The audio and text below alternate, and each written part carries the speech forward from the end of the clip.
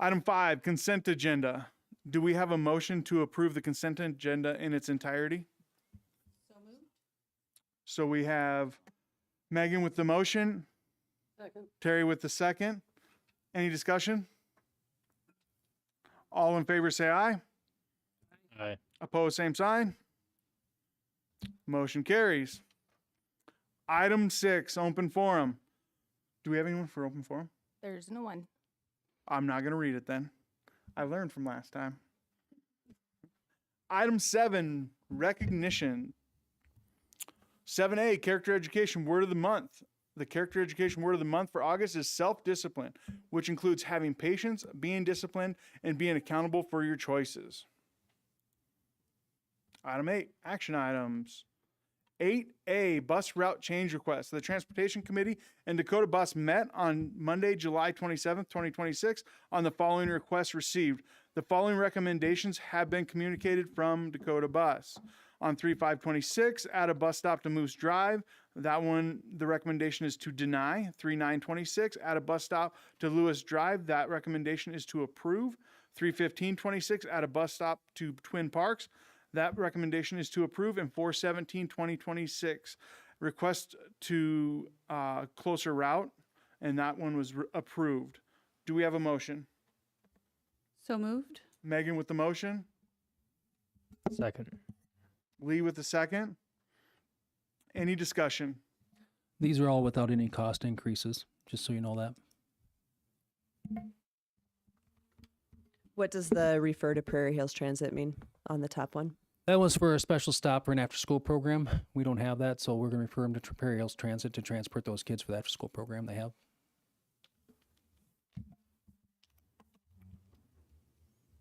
Hearing no other discussion, all those in favor say aye. Aye. Opposed, same sign. Motion carries.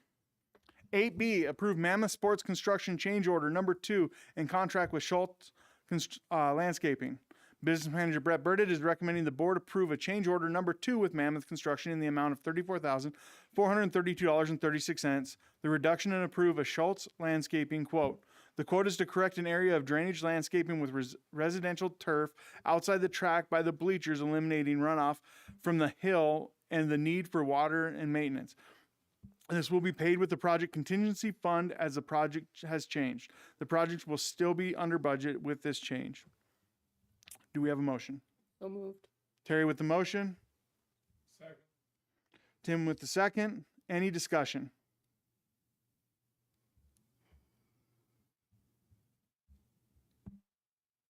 Hearing no discussion. All those in favor say aye. Aye. Opposed, same sign. Motion carries. 8C, capital outlay contingency transfer. Business Manager Brett Burdett recommends the board approve a $6,500 contingency transfer within the fiscal year 27 capital outlay budget for the purchase of 7 milk coolers for the food service department.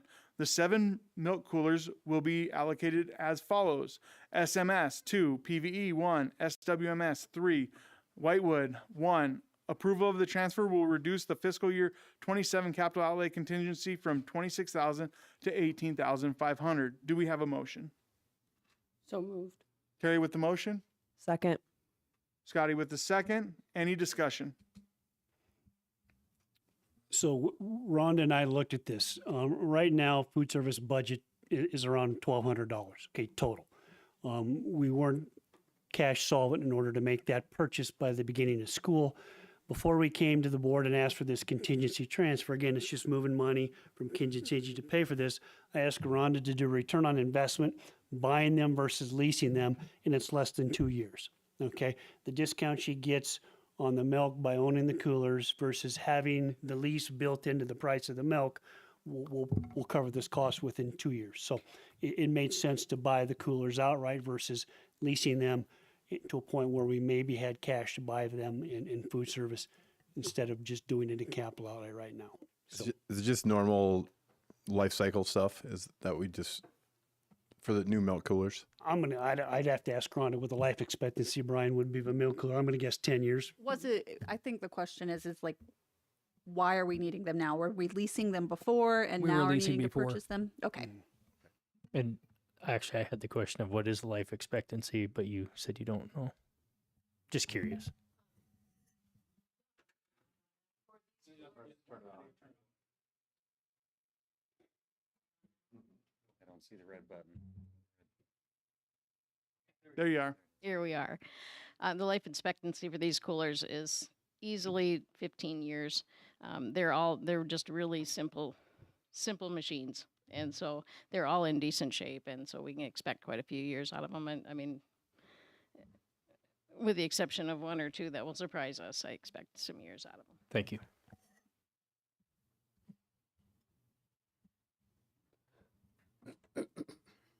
All those in favor say aye. Aye. Opposed, same sign. Motion carries. 8D, amend the school board policy JHG, reporting child abuse. During the 26th legislative session, this policy was amended to include the addition of coaches as mandatory reporters. Do we have a motion? So moved. Second. Aaron with a motion, Brian with a second. Any discussion? This is change required to state law. Coaches were actually not in the state law for this, so our policy has to be updated as the state law has changed. Simple as that. And this includes our volunteer coaches, have to do training, paid coaches, all that within our system of any activity.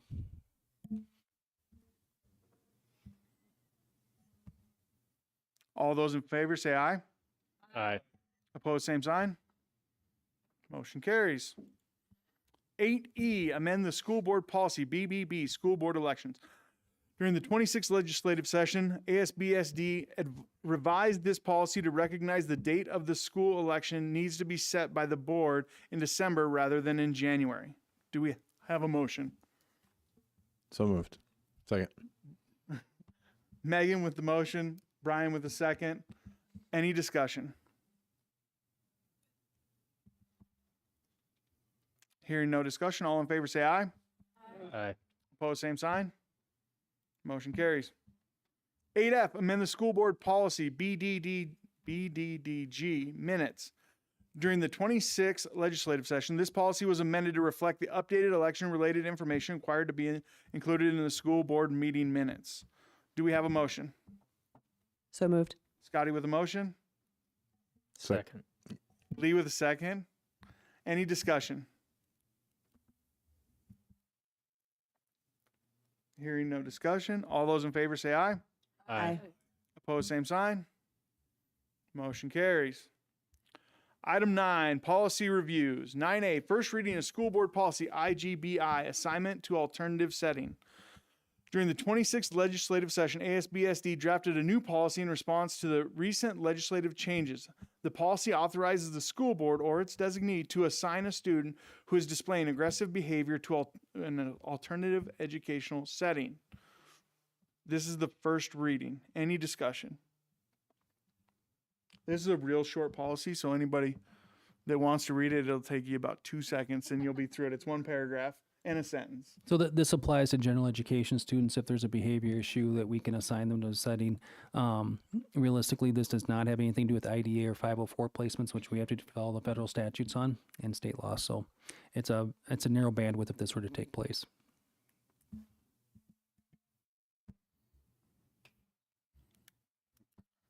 That is the first of 3 readings, so feel free to chime in at the next board meeting or reach out to the subcommittee. Item 10, discussion items. 10A, establishment of school board committee assignments. The school board committee assignments have been updated to reflect the current committee members for the 26-27 school year. So Tanya has it up there on the board in large font so you can read it. And then you also have that on the website already too. I think it's been on the website, hasn't it? For a while. So.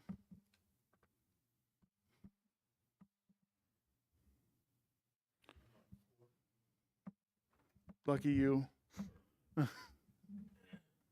So we tried to keep, the recommendation was to keep as many people on the same committees as they were on last year.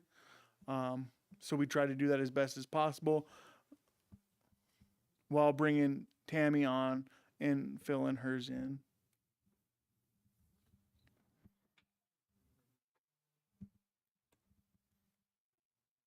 Yeah, Tim, so take it easy. Like 2 of them don't meet much.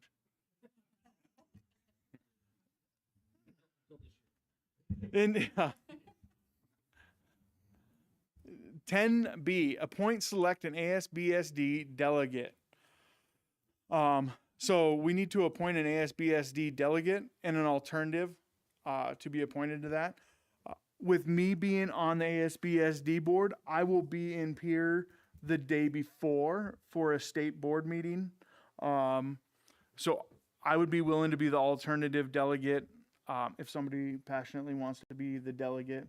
And then I would sit through that session with you just for sheer entertainment in November. I did it last year, so not it. No. When is it? November, like I want to say it's like 17th, but don't quote me on that. It's somewhere in November though. It's a quick trip. It's out, and the meeting was like less than an hour. Maybe November 20th. That's a Friday. So I think it's like it's 18th. What days your meetings? Usually Thursdays? I think it's on a Thursday. I think it's a Thursday, Friday, Yep. Be the 20th. but it's somewhere there right before Thanksgiving. Could be the 13th or the 20th. Anybody else want to? No one else wants to drive to Pier? All right. So we will select Megan as the appointed person. Does anybody want to be the alternative? I thought that was you. What's that? You're the alternative, I right? recommend Justin to be the Yeah. Well, alternative. I can't. Like, I'm going to be there anyway, but You're it. just in case somebody else wanted to. And there's no motion second on that because I appoint those positions. So 10C, all staff and teacher in service. Teacher in service is scheduled for Monday, August 24th and Tuesday, August 25th. The all staff in service is scheduled for Monday, August 24th with breakfast and refreshments being served. We have Beth Johnson if you have any questions whatsoever on that. Also, board, you're invited to the opening welcome on Monday morning, which kick off at 8 o'clock. You can be there early to greet our staff. Are you dancing out front this year? I didn't dance last time. That's You somebody didn't else's answer role. the question, though. No. Okay. Do we need a motion and second to make that part of Wayne's job to have to dance out front for that? Or do I might- just get to put that on a subcommittee of his that he is required to attend? My wife would say that's not a role I should take on. It'll be worth videotaping. 10D, open meeting laws. Annual review of the open meeting laws conducting the public's business in the public. So every year we have to go through this, and we've got a nice little PowerPoint slide.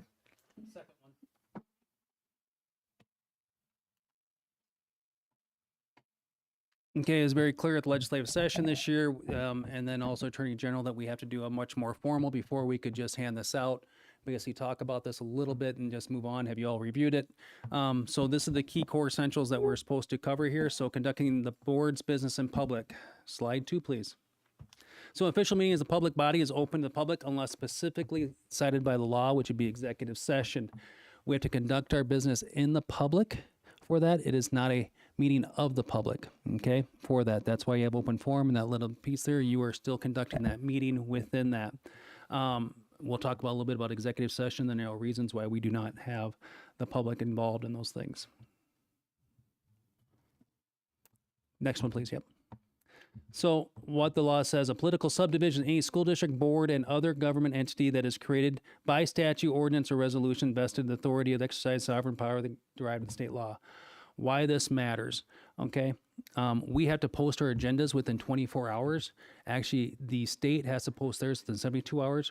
Our practice and policy is we send out a draft to the board review on Thursdays and we send out a public agenda via Facebook, email, and post on the website on Fridays before, so we're well in advance of the meeting law exposure for that.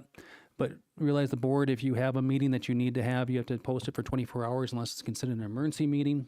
Emergency meetings are very rare. You have special meetings. An emergency meeting would be such as when Sturgis Williams had the collapse of the roof. That'd be an emergency meeting which you would not have to post for 24 hours in order to address those issues. It's a very narrow window for that in order to do that. All right. I actually have a quiz that I didn't send out to you if you really wanted to do some more Meetings, calendar, and quorum. A quorum is present of the majority of board members. They're present. We must have 5. That means a majority for our according policy is 3 out of 5 carries the vote on anything.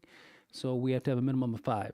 So if we have 9, you have to have 5 for a quorum, or 5 for a quorum. But if you have 9, 5 carries the vote for anything to approve moving forward.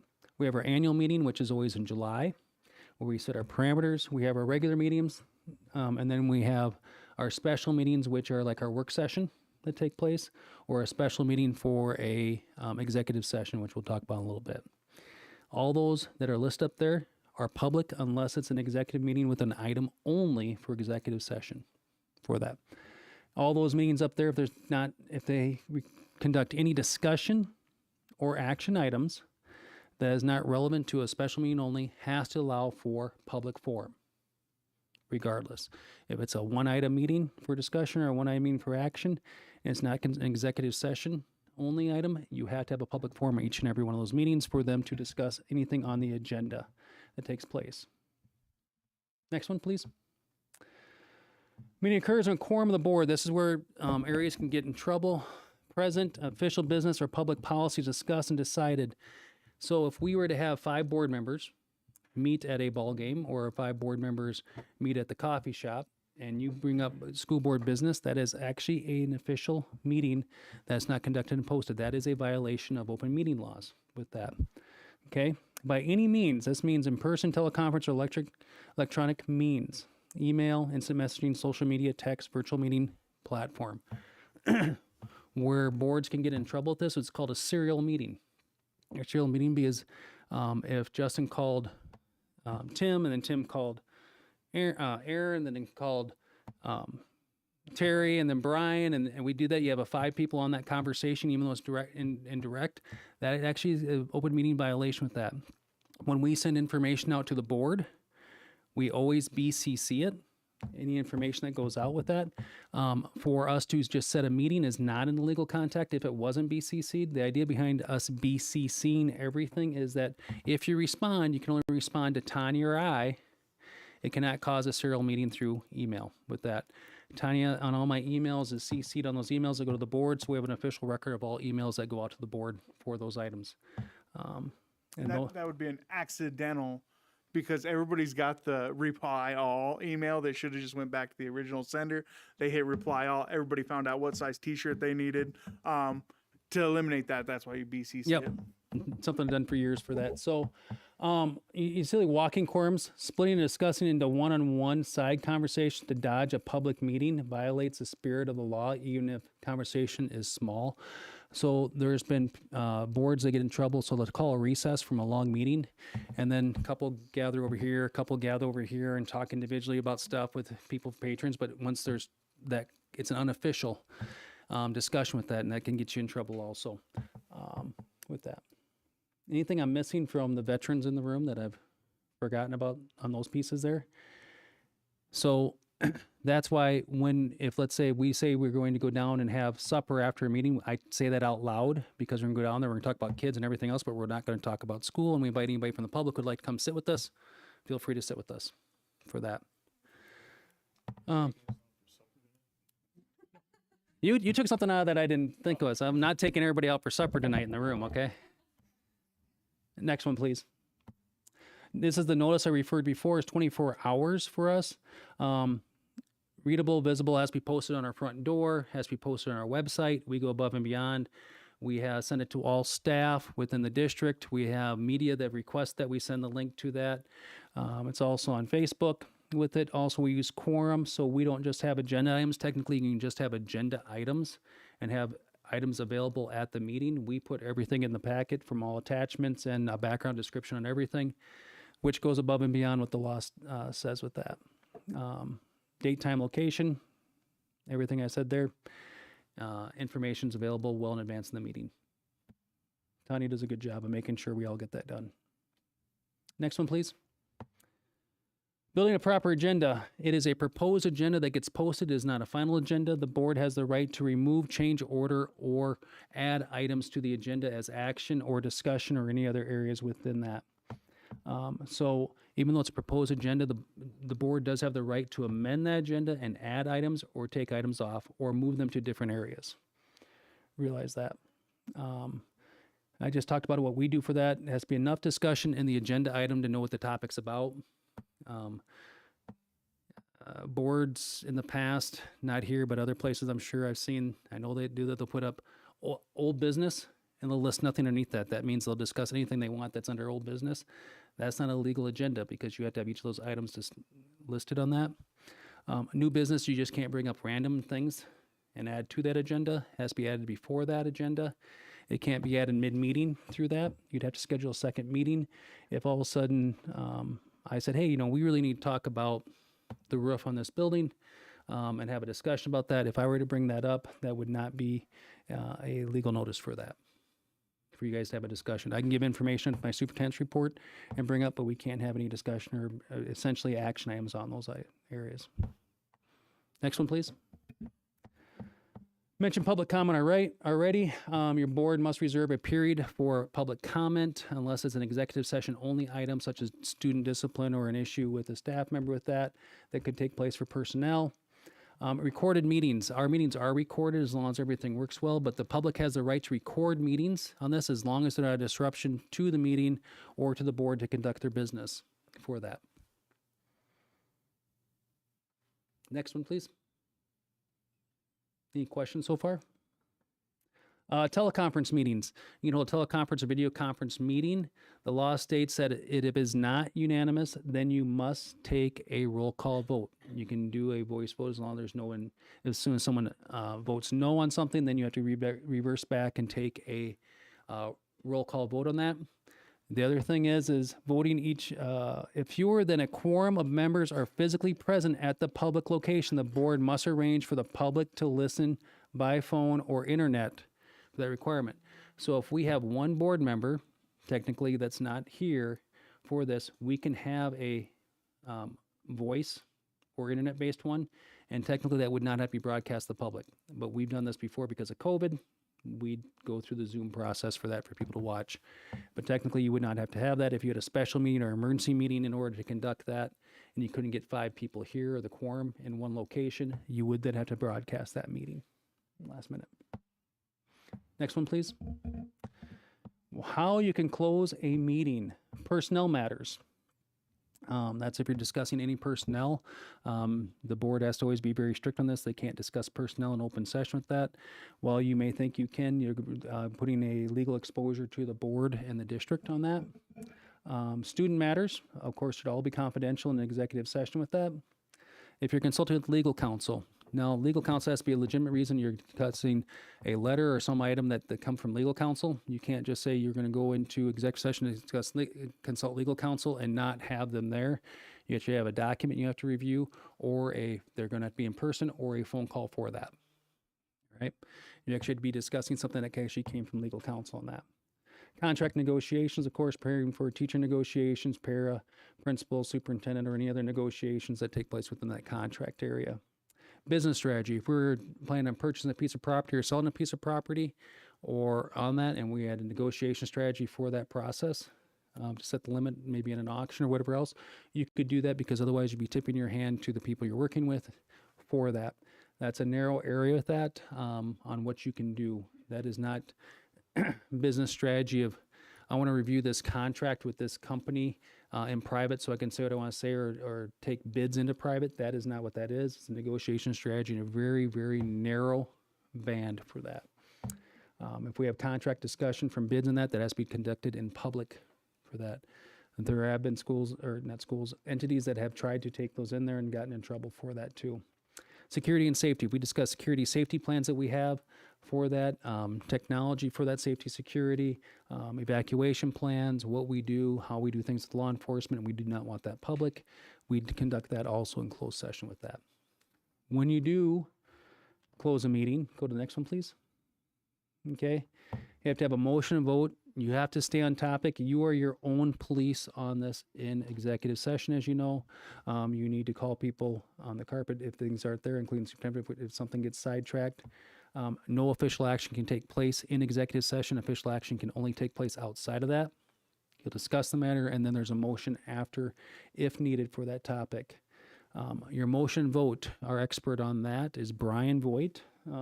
Reads our executive sessions extremely fast. You actually have to cite legally the entire area code for that. So if it's 2.1 personnel, you have to go all the way through the whole process of saying everything for that motion, so it's very clear to the public what takes place. And the minutes must reflect that entire motion while you went in. Any questions, executive session? Next up. Minutes and public materials for the board. The board must approve the minutes of every meeting within 45 days. Presiding officer and business manager sign off on them. Within 20 days of a meeting, the board must publish a full account of the unapproved proceedings of the district's designated legal newspaper. Our legal newspaper is Black Hills Pioneer, but we also designate for our minutes the Faith Independent also, I think, with that. The draft of unapproved minutes have to be available within 10 days after the meeting, reviewable within the office for that. Printed materials, packet materials, we put a lot in there. I talked about before, distributed to the board or its staff at the meeting. We tend to put everything in our board packets, so it's very, very transparent of what our documents are. We're using quorum, and also we do a just background description of what the action that we are going to be taking for that. That goes above and beyond what that is we have to do. It must happen at least 24 hours for the meeting. We do that. Doesn't apply to material tied to an executive session agenda or material specifically exempt from disclosure. Those are executive session, and then there's a narrow band of documents which I've never seen where we'd exempt any of those unless it's like a proprietary bid that we accepted, and they'd be a confidential bid on their thing. They have a quote, but the materials inside their bid would not be public because of proprietary information on that. And I think that's the only time I've seen that in my 20 years. Next one. What happens when the law is violated? Personal liability, violating the notice, agenda, or executive session, charged with a Class 2 misdemeanor. Real world exposure goes to the State Open Meetings Commission, and you get to be printed in the newspaper through the complaint process and the public complaints that take place. That you could technically be prosecuted with something if it was willful neglect by the state's attorney. For that example of, we said we had a person complain that executive session, that's not legal what we're doing, and that person found out, or a board member could self-report the board to either the commission or the state's attorney for that. Next one, please. OMC, who serves on it, a bunch of attorneys appointed by our Attorney General Jackley for that. They've been been fairly busy lately.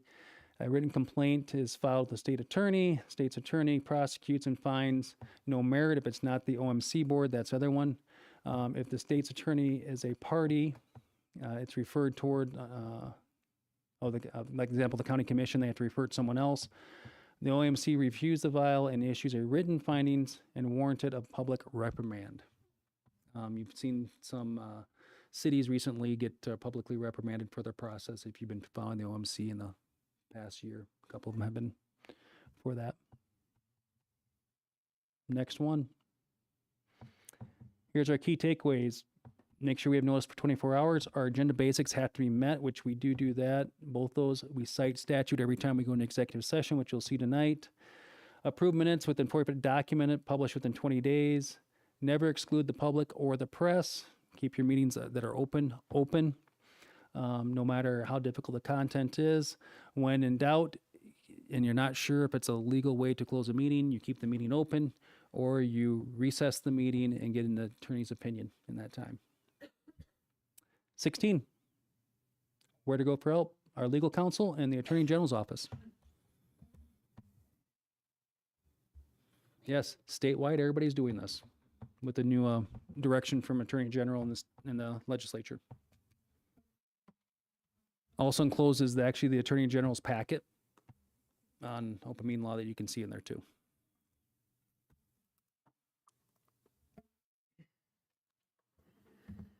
E, fiscal year 27-28 budget timeline. Business manager Brett Burdett has provided the fiscal year 27-28 budget timeline for the board to review. Looks awfully familiar. Corrected a couple spelling errors, but yeah. This is just a guideline for the board, and we're going to provide this And Mr. Wormstead, superintendent timeline for our administrators too, so they know where we're at in the process.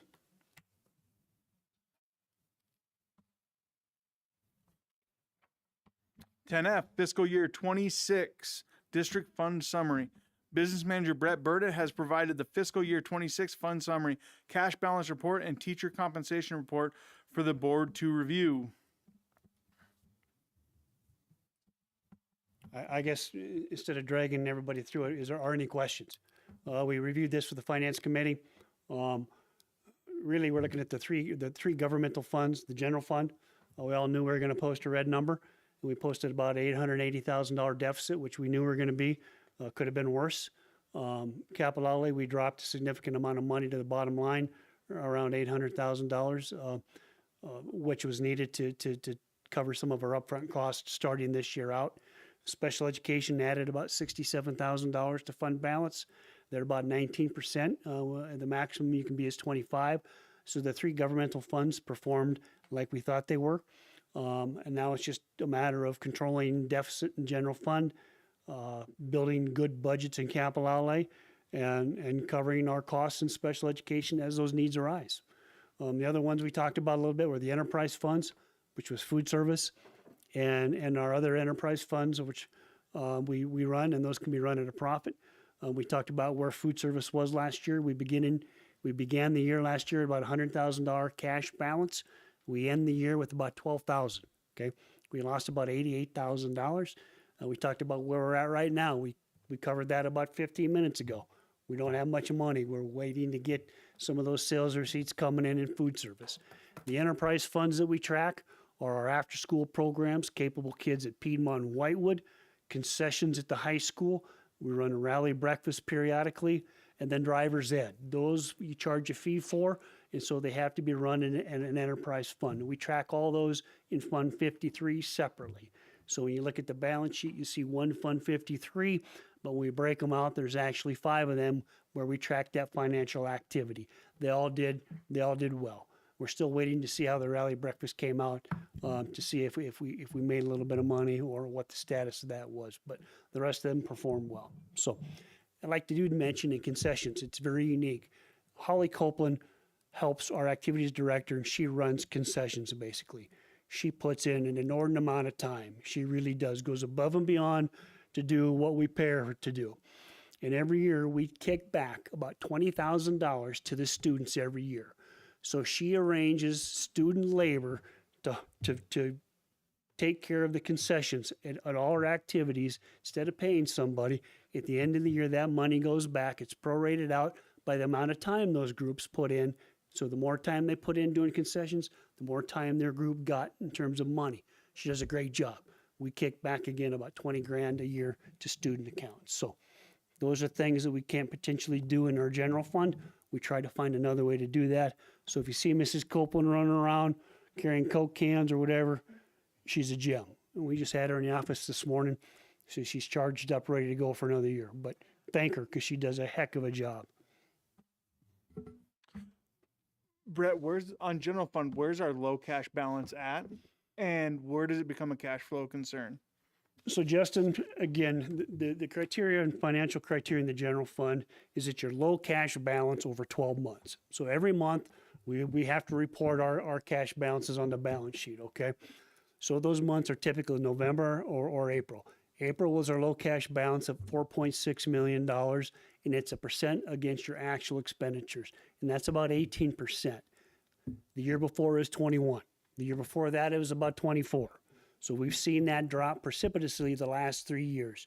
When we get to about 12.5 or 13%, then we're probably going to finish the month out in the red until we get our state aid. We don't get state aid till the last day of the month. So if you're running low on cash, you're probably borrowing money in the bank from capital outlay or another fund to cash flow that until you get that $1 million at the end of the month. Your taxes come primarily twice a year, right? April and October, people come in and make that tax payment. We get that 30 days after the fact. So those are in arrears. So usually in November, then we're flush. Usually in May, we're flush. And then we deficit spend, Justin, about $800,000 to $900,000 a month in the general fund until we get paid again. So 18%, 12, 13 is your critical number. So got a ways to go, but you can get there in a hurry if things aren't managed. Not if we continue losing 3% a year. This is the trend we've been on. Yeah. Item 10G, reorganization discussion. The district engaged with Faith about a possible reorganization of the district boundaries on the east side of the Meade 46-1. This would have entailed a transfer of $297 million in valuations surrounding the Opal, Hereford, Elm Springs, and Central Meade schools. The maps enclosed are drafts of the district boundaries could look like that Meade County staff prepared for us. The Faith School Board at their July meeting voted not to pursue this. Mr. Trask approached the Wall School Board about the same idea as presented to the Faith School Board. Mr. Wormstead has spoken, not I, has spoken with both the Wall and the New Underwood superintendents about this. The Meade 46-1 School Board will need to decide if they want to discuss this option with Wall and New Underwood school boards in the future. So there are two maps. Purple is our current existing boundary. Green is the drawing that Meade County staff had done. Pull up the second map. It's easier to see because that's the valuation with that. There you go, that one. That's green and purple, yep. And I've got some comments on this. And we know that this is not an ideal drawing of where that boundary line could be. One thing to consider is no matter where that boundary line is drawn, whether it's Faith, Wall, or New Underwood, they will not be able to capture that capital outlay that's out there, which means that, so I was running the numbers roughly after a discussion the other day. If say Wall were to take on that portion, they would be able to capitalize on about a third of what that of what is available there. So if you expand that further to the west and drew that line and made Meade 46-1 that left lower square down below, you would be adding more land in there, and they wouldn't be able to capitalize on that capital outlay, which would make it a tax haven. I think where you really run into a struggle, and especially with like those discussions with Faith, is no matter what, they would have to do an opt-out. And through that opt-out process, that would require everybody in the new district to opt out every 5 years to capture some of that growth, still creating a semi-tax haven. So I just want to point out that line was drawn by Meade to demonstrate what that approximately $300 million valuation would be. 297 million valuation. So it is a smaller chunk than we initially anticipated. But at the same time, if we decide to do this reorganization, we have to keep enough land to provide that capital outlay that Meade still needs, while also figuring out how we serve those rural students, whether it is to split off and go to another district or stay with us. Through our discussions, because I went up to Faith with Lee, and the one thing that I didn't like about the Faith discussions is one of their early questions was, well, we can't provide the same special ed services that you guys do. Would you guys be willing to take on those high need students or help us in some manner? One of my big concerns is how do we ensure that we serve these students, whether it's with a new district or they stay in our district, to the best of our abilities? And Joe and I had hour and a half long discussion the other night, and Joe blatantly asked me, where do I think these students are best served? The students are best served by Meade School District if we can figure out how we don't run into this problem over and over and over again. We with the population of our district, it gives us the economies of scale to provide services to those students. But understanding that we have run into this battle of rural versus city, or whatever we want to call that battle, over and over and over again. And we have to figure out, what does this look like? And realistically, and I told Joe this, if it moves to Faith or Wall or New Underwood, these rural buildings will close faster than they would with Meade, simply because they don't have the amount of capital as Meade does, because we have a large student base in that lower left-hand quadrant. I also talked with Joe about part of the issues that we've ran into is back in the late 90s, early 2000s, they made open enrollment a possible, so people could go to where they wanted to go, which has made our corridor schools become competitive, because there are students that, if Spearfish or Rapid City have a better program than the corridor schools do, we would lose students out to there. But the more students that we can draw into these schools, and right now we are at a net positive on open enrollment. We are bringing in more students than we are losing out of the district, which helps us in those economies of scale to provide as many services as we can. I know that this is not an ideal situation, and this has been going on for 55, 60 years now. And many boards before me have not figured this out. But I also know, and if it goes somewhere else, they don't have the economies of scale to keep them open either, which is why my personal perspective is the best long-term solution is to figure it out in Meade and save them there. I just don't know how that works out. And with the next board, they can completely reverse what this board chooses to do. So that's my take on it. I entertained, and I've been part of this from the very get-go on the reorganization, and entertained the idea because I thought that it may be feasible and it may better serve those students that are out there. After discussions with, especially the face-to-face discussions with Faith, with the state Board of Education, I don't know that it is possible for these schools to have a fighting chance outside of Meade. And that's my take on it. And I don't know how to preserve that once I'm off this board. Because the next board gets even if we do a resolution, the next board can reverse that. If we decide to do a capital outlay transfer to protect that, the next board can reverse that. It's a tough situation, but the economies of scale are in the rural's favor with Meade. I'll open the floor. I've talked to Lee a little bit about this too, so. Oh, please, I'll shut up. Got my light on. I just don't know how to say what I want to say.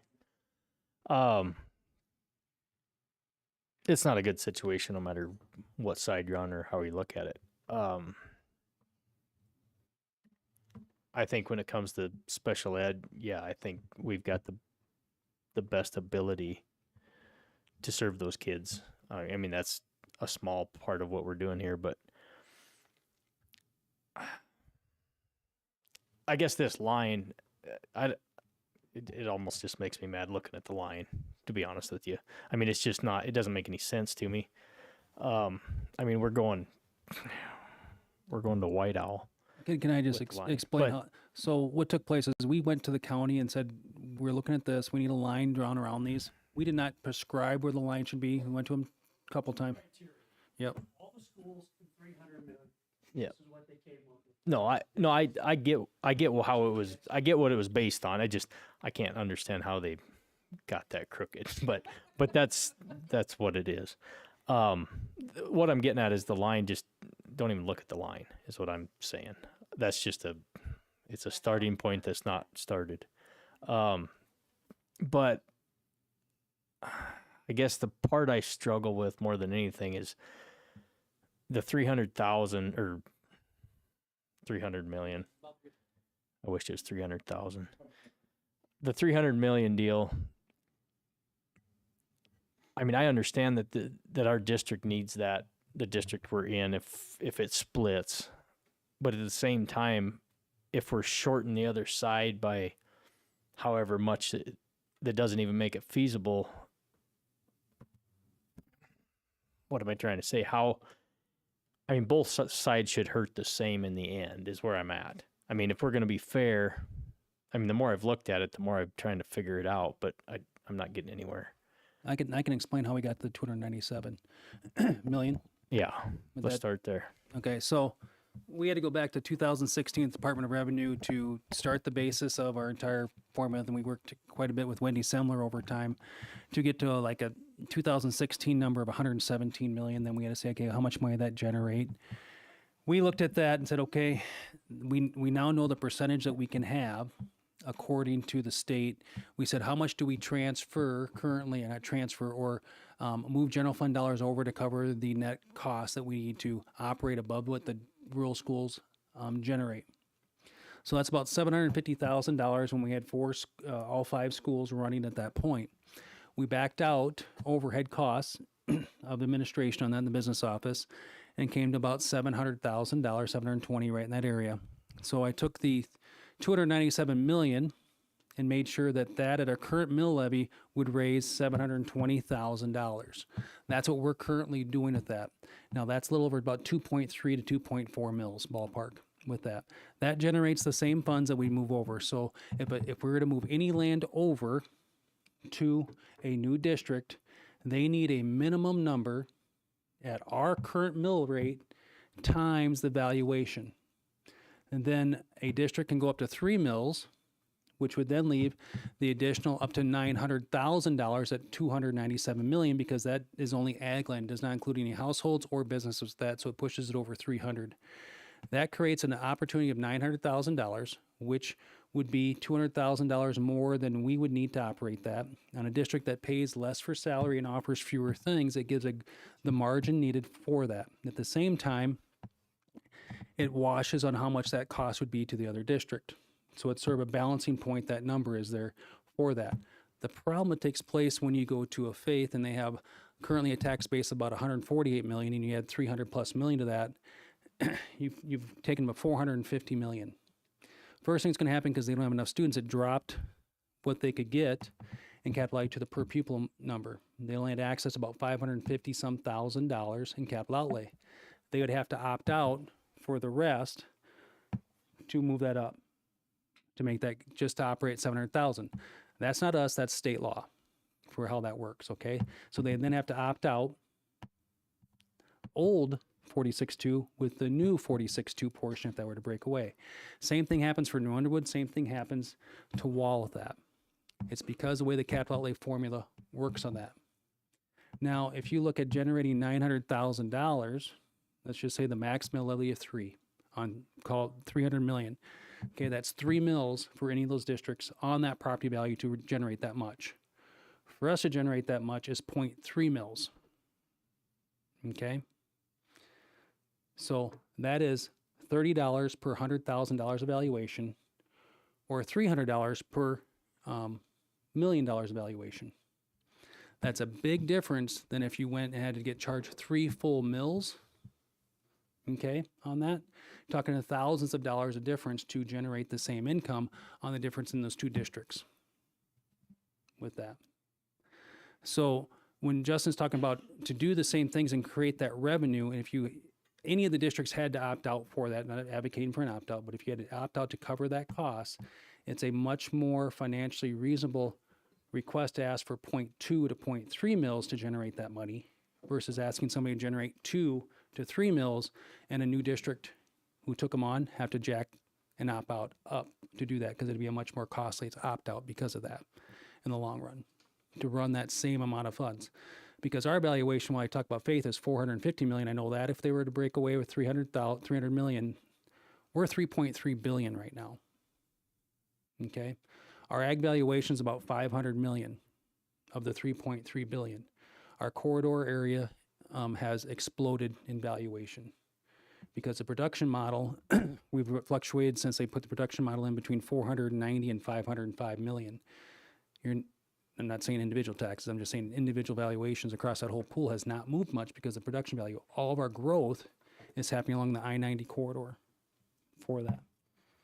So that's sort of the background about where we got to working with Wendy Semler and everything else. And the county just drew a map. I mean, they all did great work for us. We appreciate it. We knew it's going to be one of those things. If this does happen, there's no way that line's right, but we had to start with something. And big reason, if you go to the second map,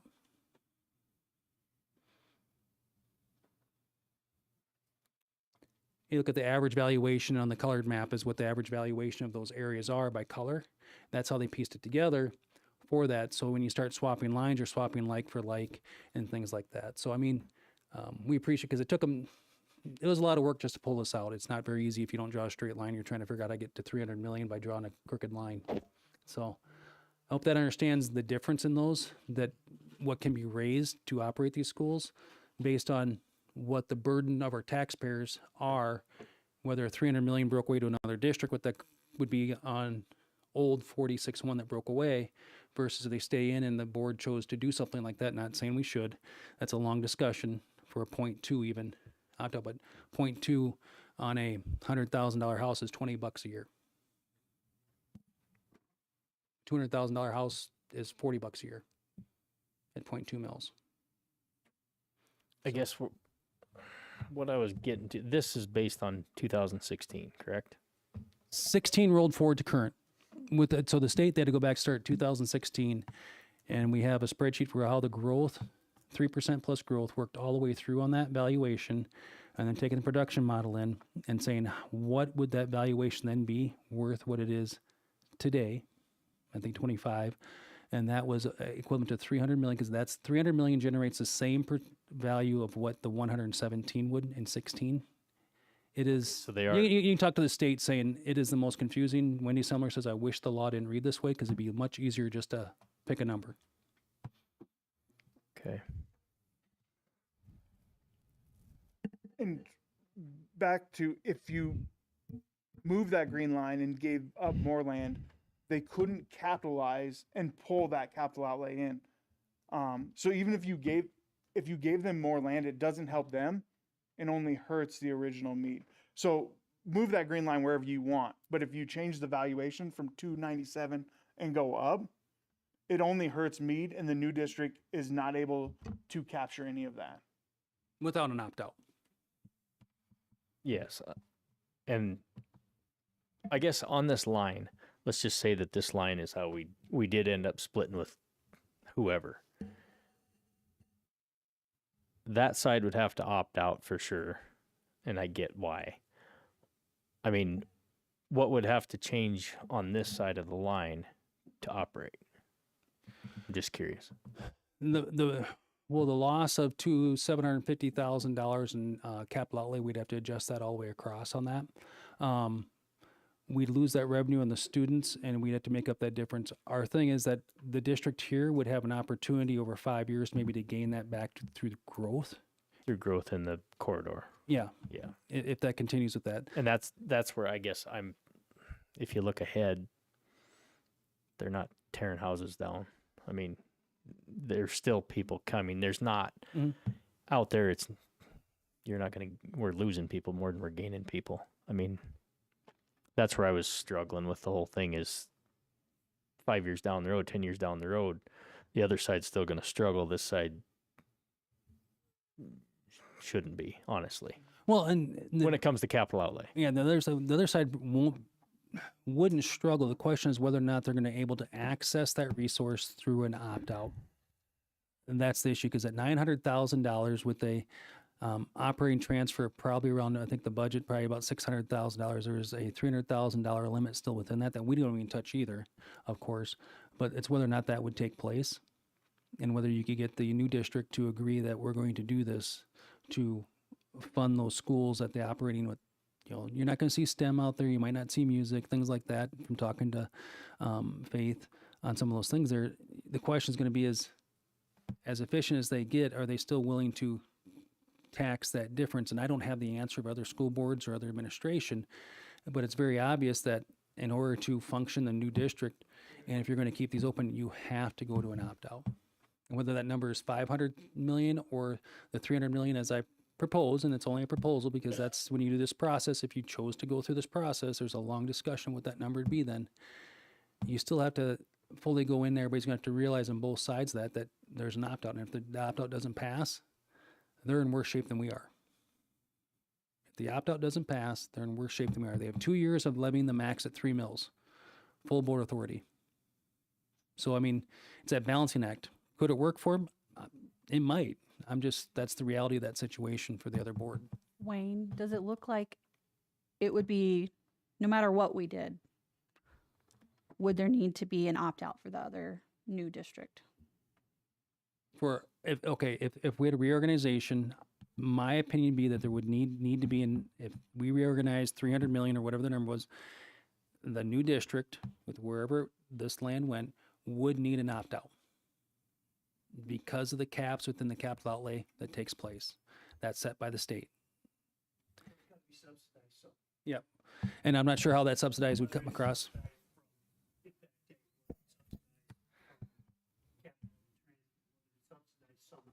Additional taxes.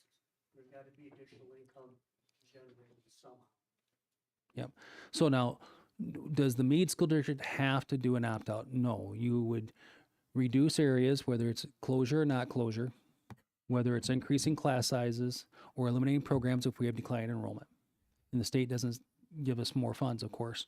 Those are the things, it's no different than last year. Those are the options that are before the board if we don't have enough revenue. We still can transfer funds over, like we are. We're transferring 350,000 this year. That could increase, but that's going to affect everything like we've seen in a neighboring district with facility management, and then eventually getting far enough behind, they try to pass a bond issue. Well, So on this side of the line, Megan, you'd have to be more concerned about your debt ratio, okay? Because you now don't have 3.3 billion. You got to be probably more conservative on how much you can borrow, while you still have 90% of the cost of the facilities. As Lee said, you've got less capital outlay infrastructure cost on the east side of that line on the west, and on the west you still have that cost of maintaining that infrastructure or rebuilding or doing something. So your ability to borrow gets restricted. You have to become more disciplined. So, in the process of if you were to transfer the 297 million in valuation over, more than likely what it would do to the new district is take everybody's taxes down. And then with the opt-out, you would bring their taxes back up. And with the opt-out, you could get to the point of funding those buildings, but you have to pass the opt-out. So initially in that transfer over, from the way I understand it, everybody would see their taxes drop. And then they would roll around and increase with that opt-out, but you have to pass the opt-out. the first 2 years, the board had the ability to levy capital outlay at 3 mills. Okay, so the first 2 years, you'd see how well it would run with that. And then you'd have to, for the third year, have to pass an opt-out. Because even looking at with base numbers, and for them, they lose sparsity. That's a big deal for them. Yeah, they get in the general fund and they go from small school factor in terms of enrollment to a less per student allocation. And so it not only hurts them capital outlay, it restricts their general fund money, which makes no sense. Yeah, there's actually a strange number at like 232 where all of a sudden you get no small school factor, and then you go to 235, you start getting money. It is a screwy thing in the law, and I know talking to Mr. Daughters are hoping to see if they can change, because it's prohibitive for them to look at this on that, and it just increases the amount of money they'd have to opt out for, which makes zero sense, but that's the way the law is. Because realize once you have so many, in the old days you could do 3 mills on whatever your valuation was. Now they put caps in that 3% plus growth, and it's prorated, but you have a per pupil max. And Faith had switched the per pupil max. They would no longer be a 3% plus growth, which actually hurts this formula for them.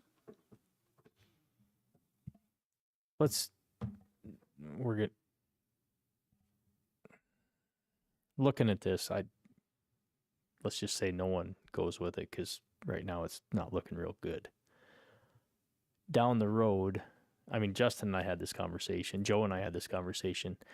Down the road, I know we can't make a long-term permanent thing, but we need to get together with like the 6 that are here and people out there and try and come up with a solution for as long-term as we can get. But we know that can change in 2 or 3 years.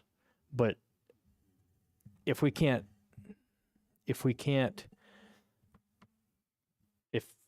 that area can't get out of the district into another district, we're going to have to figure out a way to fund it, whether it's whatever it is. I mean, I don't know what it is exactly the best way. I mean, yeah, there's opt-outs, there's options out there, but we have to fund what's left is where I'm at. And I know Justin said that before in other meetings. We have to fund what we have left. How? I don't know. But at some point, you can only take so much away before you're not serving them. And I mean, it's down to that point to where I don't know what else we can do out there. And I don't know what else to say other than we got to figure out a way to fund it. And maybe it is an opt-out. Like I said, it's not a lot, but it's still more taxes, and we all hate them. I mean, I hate them as much as anybody. But maybe that is the option. But we have to make sure that opt-out money covers operating 4 schools out there. I wished it was 5, but it's not. So anyway, that's where I'm at. So I know there's multiple people in the crowd that would like to speak, and I'm not going to open it up. I would like you to email us. The board, I think, needs some time to grapple with this and understand what that looks like. Some people may have some more remarks after this. I think we need to entertain what Wall has to say and what New Underwood has to say. But at some point, we need to put a cap on a time on this, because we cannot, this took a year to get this map drawn for us. And what we've done is we've had a lot of conversations with Mick and Joe, and Joe, 2 Joes, Joe squared, about how do we rectify this. And it's been a year and we haven't gotten anywhere. We've spun our wheels to find out as of last month that Faith wasn't interested. We have got to, at some point, cap this, realize that it is feasible or is not feasible, and start moving forward for the students that we need to serve out there, no matter what. It is our job right now to serve those students, whether we choose to move them to another district or they stay with us. So I think in the near future, we need to figure out what that timeline looks like. And I don't know how to put a cap on that timeline, but at some point the focus has to turn around on the reorganization, whether it's moving forward with the reorganization or staying, and start focusing on those students. How do we provide an education for those students that they don't have to be concerned about every 3, 4, 5 years, as best as we can as a board that changes over every year?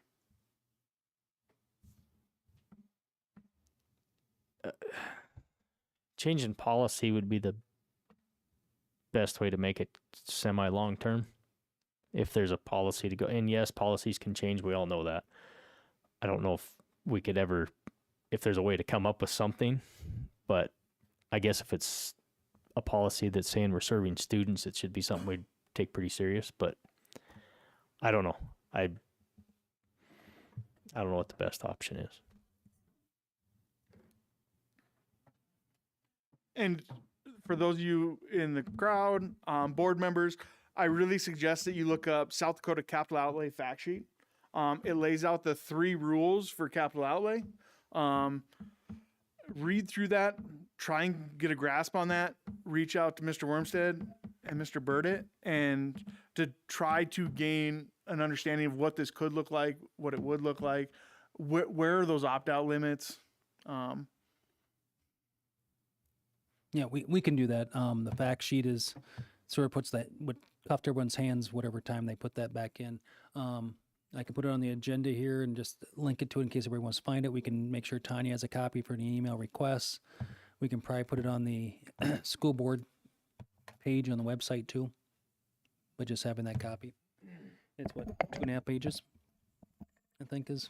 3 with the flow chart. Yeah, 3 at the flow chart, yeah. With that, how that works with it. And part of what our problem is the state. I mean, we all know that. I mean, there's laws that, just like we're talking about right now, that you can't even use the money that's sitting there because you can't get it. So, I mean, and that's a whole nother deal. I mean, legislators, and I mean, there's processes to go through, but we know how easy that is. So, I don't know. I mean, we need to talk to them too. We do every year, but It'll be better this year. definitely, I think they'll listen better than the last few. So what I'm asking is if the board wants to assign 2 or 3 people to meet with Wall and New Underwood to discuss this and look at this. I have not pulled all their tax information, just know some general information on that. But to sit there and talk to them about what the possible future is for this. Realize once you vote to move forward, I put this in before, it's about a 12-month process to get to a vote. So you're talking 18 months to 2 years until it transfers all over with that. From whenever, that's from the timeline that you say, yes, we want to enter discussions with another district.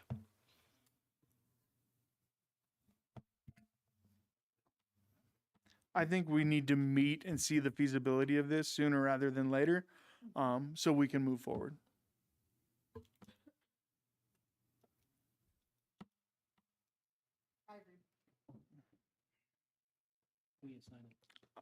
I would definitely put Lee on there.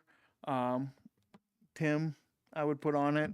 I would put myself, but if anybody would like to replace me and go to those discussions, I would openly step back. But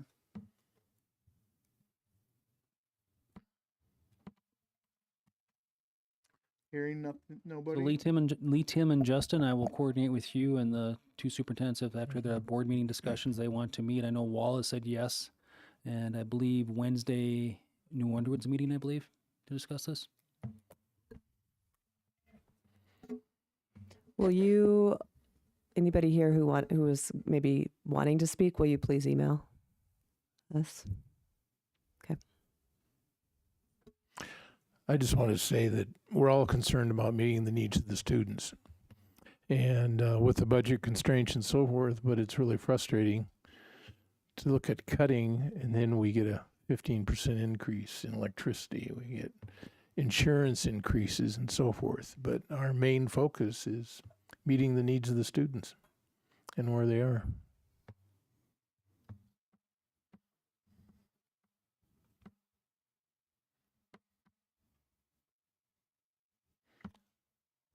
Item 11, reports. 11A, administrator reports. Does any administrator want to give a report? Mr. Judging, the independent audit will happen the first week in September. Like I said earlier to the Finance Committee, we've uploaded about 60% of our documents to them for review. They'll be on site, I can't remember, it's that first week in September.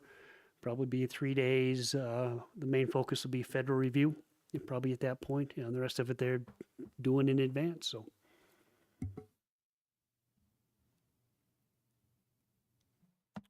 $11B, board members. Any board members have an update? ASBSD convention, Scotty? Went. Participated? Conquered. Yeah. Participated, presented. Yeah. That was good. ASBSD convention is having a lot more AI sessions. Seems like everybody is fed up with AI. However, every session I went to, I walked away with at least a little nugget that I learned from each one of those sessions. So I can't stress, like, it's an inexpensive convention for us to go to. It's local. It's in the state. Not local, but it's in the state. It's within 400 miles. I've been to it 4 times. Scotty's been to it 2, right? 3? 3. It's a really good convention to go to. You guys should really consider looking at it next year, finding an opening in your in that first week in August to get out there. It's worthwhile. Oh, I also got to go with Miss Leitenberg downtown during the rally for a donation from Clay Moto Clay. If anybody wants to see any pictures, I have them right here on my phone, video, and I've even got an image of what she looks like in her biker gear. Okay, I don't have that one, but the ChatGPT one was not in regular clothes. What was the donation? 2,500. Come on. I think Miss Leitenberg would like to give an admin update. Thank you. So I received a message from Moto Clay. He's from Texas. Earlier this summer, wanting to give back to the community since so much money leaves with the rally. And so he selected Sturgis Elementary this school year. So he and his motorcycle groups were raising money and they were donating there. And then they came up and had us count out the money, and he wrote me a check on the spot, and it's going to help with student needs. A lot of basic needs that we have students that need support with, and that's what the funds are going to go to. It was really cool to be there. I think they raised money for about an hour, and dropping money into the pot. And at the end, they were throwing hundreds in there. It was really cool to watch. More entertaining to watch. Miss Leitenberg down there, but 11C, Black Hills Special Services Co-op. Hey, we had our regular organizational meeting, and our presentation was the individuals that write the grants and evaluations for the co-op, and they do it for some other entities when asked. Currently, they have 3 grant writers, and sometimes they write jointly, sometimes individually. In the last year, they have submitted 88 grants. They've received the funding for 32 of them, and they're currently working on another 55 grants. 3 people write the grants, 4 other ones evaluate, do all the evaluations, and do all the reporting on how the grants are administered. And these grants are all either federal, state, or private. And these are the private ones are the easier ones to get. The state ones are the harder.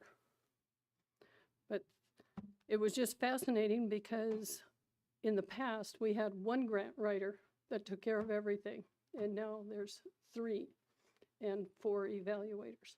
So that is it. I was just at a Department of War conference, and they said that the threshold line for writing a grant is what AI would write, and it better be better than that, because every grant right now that's being written is being done through an AI platform. Right. And they only use it to kind of give them a basis on some grants, because they said some of them, when they have to write them, some of them are so repetitive from year to year that they just plug it in. And so they have to watch to make sure that they are more creative. Yes. 11D, Superintendent. I'm going to just quickly go over the staff shortages. We have 2 special education teachers we were not able to hire this year. Chrissy Peterson's made some adjustments on that for her staffing to make sure we can take care of that. Special education paraprofessional we need to hire still. 1 playground supervisor, a maintenance person, that was 2, and then 1 night custodian. Big thing that's changing is going to probably benefit public education. It's also going to benefit private education in other areas is the federal scholarship tax credit that was created by the big, beautiful bill. With that, this is to gain access to support more students. We'll probably need to look at hiring an entity such as a scholarship granting organization or create one. This is why. January 2027, this program starts, and is a $1,700 tax credit per person, basically if you pay taxes for that, which allows that to go to a designated school of your choice.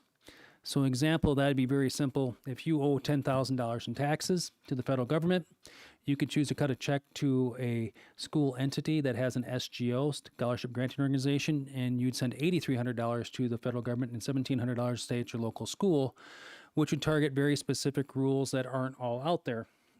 We don't get the rules until September, October. In general, it's going to be about 300% of our county average income for that. That means about every student we have will probably qualify for this grant opportunity.